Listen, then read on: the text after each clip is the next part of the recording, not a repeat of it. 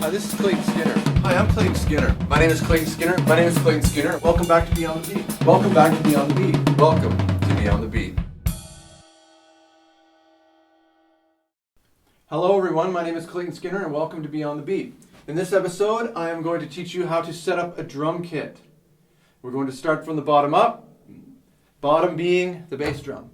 The bass drum is the most important part and should be the first thing that you adjust in place. Mainly because in some cases things actually fit into the bass drum, they actually are held up by the bass drum. And second, because everything else is set up around the drum. So it's really the most important part. Another reason why it's important is because the direction the bass drum faces is the direction you face. Not slightly offside, you face the direction the bass drum's facing. So when you start to set everything up around it, you have to keep that in mind. So the first thing that we're going to be setting up is we're going to be basically putting the kick drum pedal on. So I'm going to do that right now.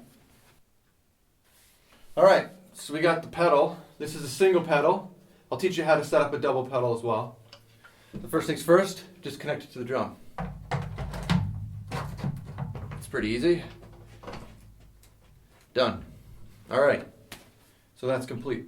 Now, like I said, the way you set yourself up, you need to be facing the direction that the bass drum is facing. So the position of your hi-hat pedal, which is what I'll grab in a second, has to be positioned in a place where you're sitting, you're still going to be facing the same direction. So let's do that right now. Okay, so here's my hi-hat. And when I'm going to set this up is I'm going to set it up so that it's pretty much right beside the drum, facing the exact direction. Boom. Just like that. So now if I were to have a snare drum here and be sitting, I would actually be facing directly forward. So here, I'm going to grab my snare now and just kind of show you.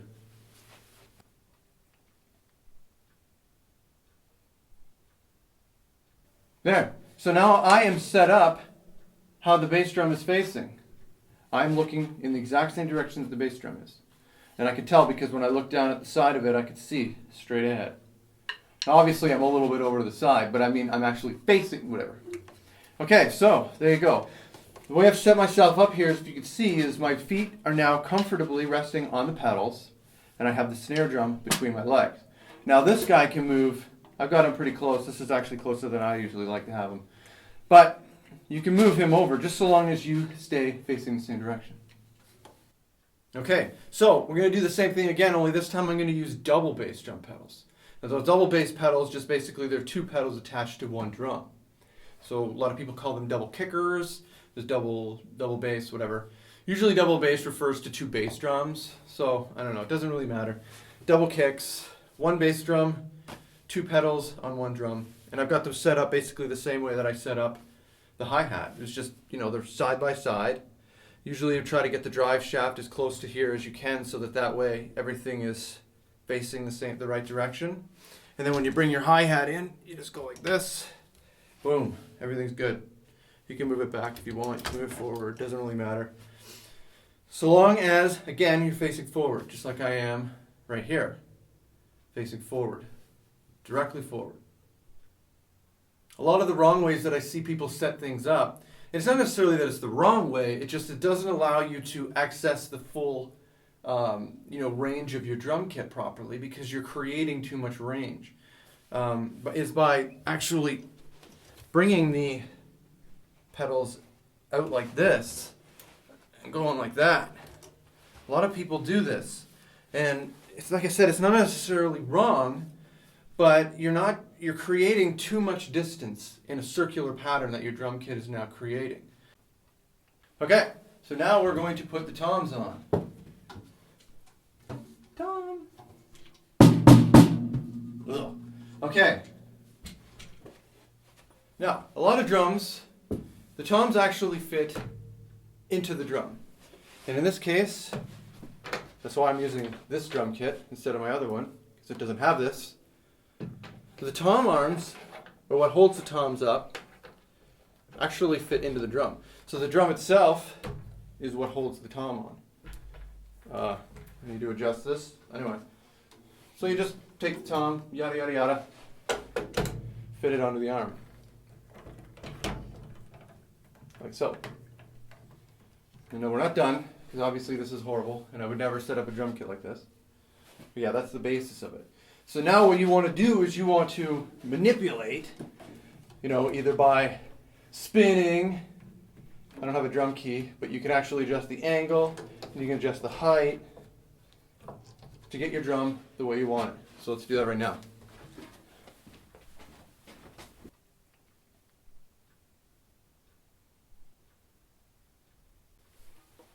Okay, so I've got my tom set up relatively where I want it.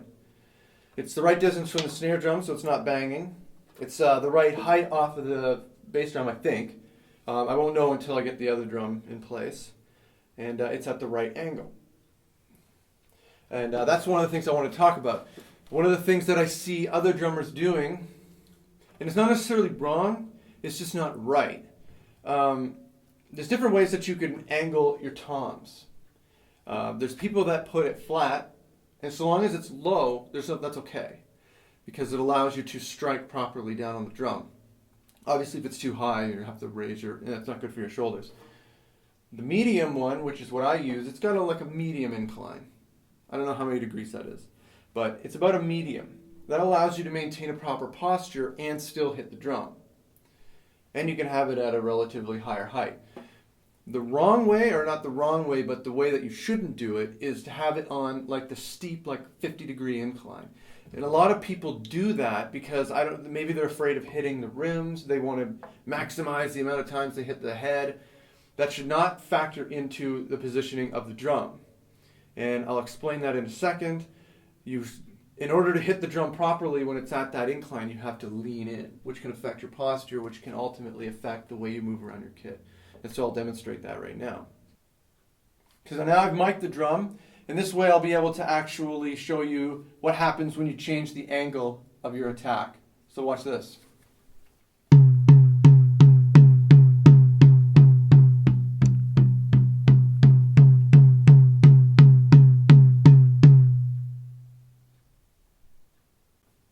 Now I tried to keep that as even as I could, and what that showed you was the angle in which the stick travels, the direction in which you're kind of hitting the drum head, the direction that you're throwing that energy.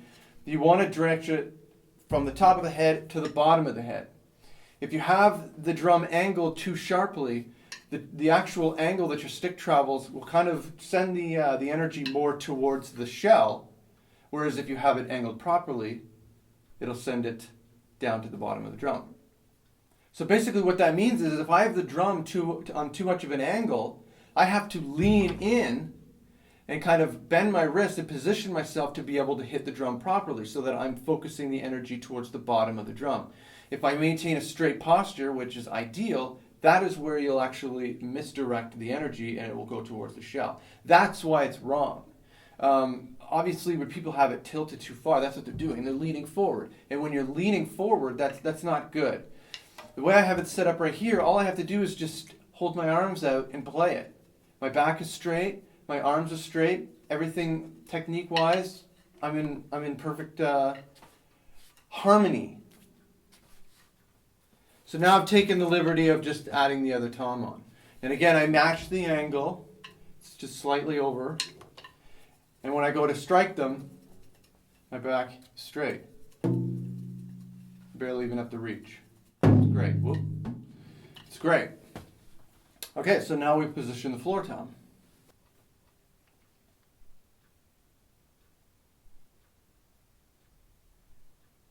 And your floor tom just goes to the right of your snare drum, not too close to the tom, and make sure you got enough space in between the snare and the floor tom to fit your leg. All right, so those drum kits that you buy at the store will come with what you see here.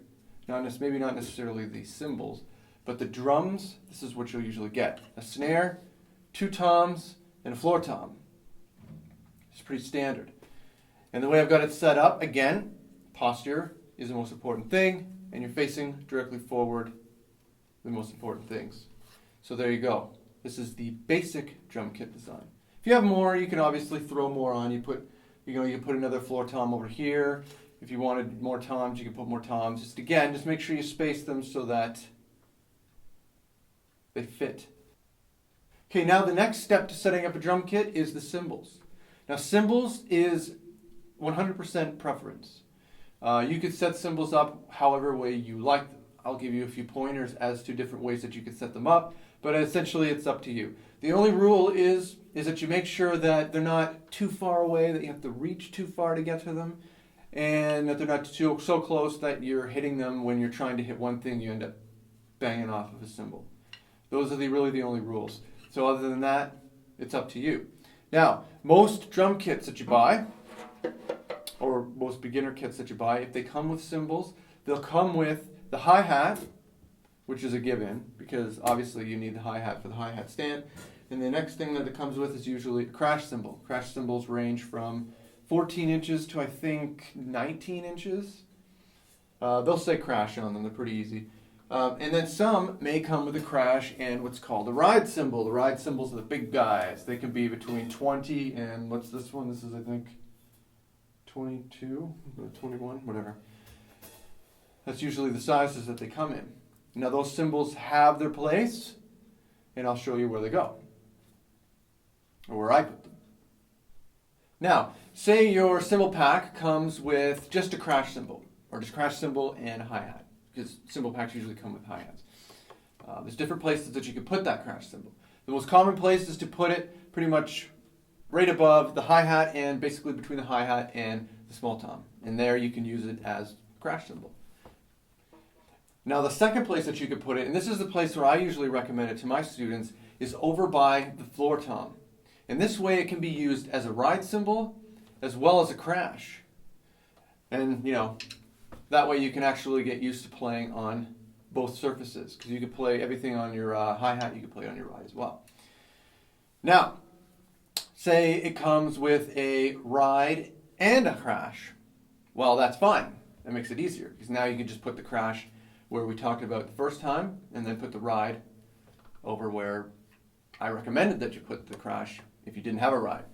Now the ride cymbal, where you put it, doesn't really matter. So long as you have access to it, so long as you're not reaching too far. I like to put mine right by my floor tom. Some people like to put it up higher. That's fine. It doesn't really matter. It's always up to you. Now, the third option, now say you have two crash cymbals and a ride. You can put your ride cymbal by the floor tom, crash cymbal, and then you have the other crash cymbal will be located just above the mid tom or the large tom. And those are the basic positions where people will put cymbals, if you have that many cymbals. Now it's quite common for a drum kit to be rated or compared to that of the face of a clock. If you're looking at a clock, you have, like, for instance, you have the 12 and 6, 9, and 3 o'clock positions. A drum kit surrounds a player in a similar fashion. Well, you can use that to describe the way a drum kit surrounds a player. So basically, if you're staring directly ahead at 12, the center of the hi-hat should be at about 10, and your floor tom should be at about the 2 o'clock position. So a standard beginner drum kit is about a 10 and 2 drum kit. That means that you don't have to move around as much. There's a lot less going on. Now, the bigger your kit gets, obviously, the more it will surround you. So my drum kit, for instance, has the snare drum at the 9 o'clock position, and it goes all the way around to the 4 o'clock position. So I have a 9 and 4. Some drummers have a lot more than that. Like Neil Peart basically has a 12-hour, 12 o'clock, 6 o'clock, whatever you want to call it, drum kit. It surrounds them completely. And so that's how you would rate it. So the beginner drum kits, 10 and 2. Well, that's all for this episode. If you have any comments, questions, or concerns, you can leave them right here on YouTube. You can get a hold of me at claytonskinner.com, Twitter, Facebook. There's an abundance of ways. I hope you enjoyed the video. See you next time.